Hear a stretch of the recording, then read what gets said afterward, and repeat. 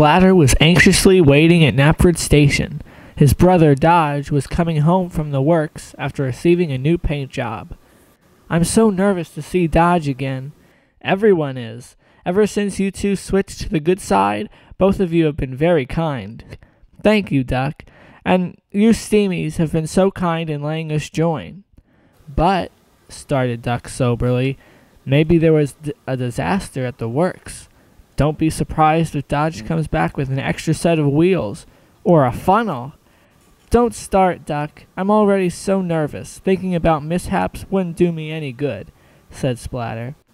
"Hello, Splatter and Duck," called out a voice. "Is that him? Could it be?" The voice was coming around the bend. "Oh, I hope it's him. The anticipation is killing me." The engine got closer and closer. "Sounds like a diesel to me," observed Duck. Splatter was ready to zoom forward towards his brother, but the engine coming around the bend was only BoCo. "Ugh!" cried out Splatter. He really thought it was Dodge. "What's the matter, Splatter?" asked BoCo. "Is there anything I can help you with?" "No," Splatter said indignantly. "Thank you very much." "All right, well, I've got some news about Dodge."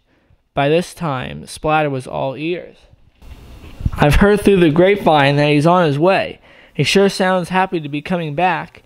How long has he been gone?" "Several months. I'm sure he's homesick." "You're probably right. If I had gone away from home for a long—" Splatter, still upset over the false surprise, rudely interrupted BoCo. Yeah, you wouldn't like it, and you would want to come back home. I know how it goes, all right? So just get on with your day. I'm sure you're very busy." And with that, BoCo left. "You know, that was very rude, Splatter," informed Duck. "He didn't mean to give you false hope." "Yeah, but he did, and that's that." "Well, I gotta go pick up some cars at the docks. Want to come and clear your mind?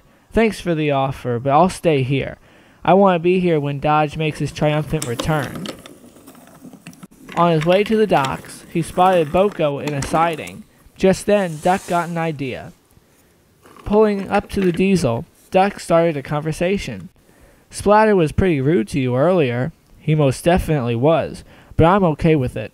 He's been so stressed with the arrival of his brother and all that, his patience has worn thin." "I've got an idea." "I'm listening," BoCo continued after a slight pause. "Why don't we play a prank on him? Something that will make him forget about Dodge for a while. Or," added BoCo, "we could teach him a lesson on not being rude to other engines. That's an even better idea." "I'm normally not like this, but I'm ready for a good laugh." "Perfect," exclaimed Duck, and he whispered the details to BoCo. "Oh yeah, that'll sure get Splatter upset. This is gonna be great." BoCo set off to start the prank.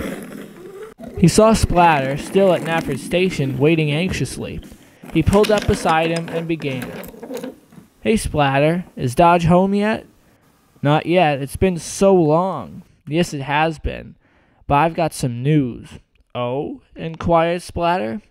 "Not all may have been fine at the works. I've heard through the grapevine that Dodge may what? Spit it out." "May not have been—" "Oh, come on." "Repainted."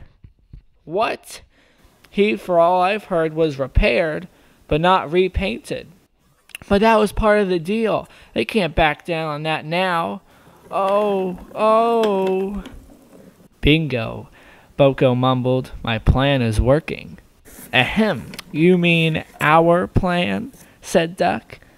Yes. Our plan." "Wow, I can't believe it.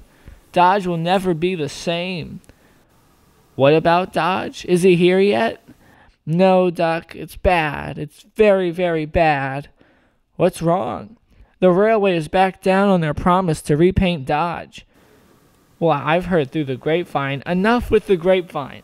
I've had my fair share of grapevines today. Dodge is coming home today." "When today?" 10 minutes. We must get to Knapford immediately. All the engines are already there." "Let's go," screamed Splatter excitedly. At the station, all the engines were already briefed by BoCo on the prank. They all knew what was in store. Chugging into position, Splatter sat nervously, waiting for his brother to appear from behind the wall. At this point, even if Dodge wasn't repainted, Splatter was happy to have him back. At last, a faint chugging noise increased in volume.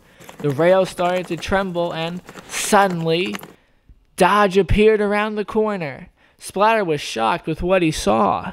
Dodge, fully repaired, also gleaned a brand new paint job. Splatter was lost for words. He couldn't believe that it was all a prank.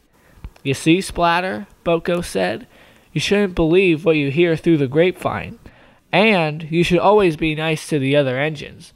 Otherwise, you may be a victim of a prank."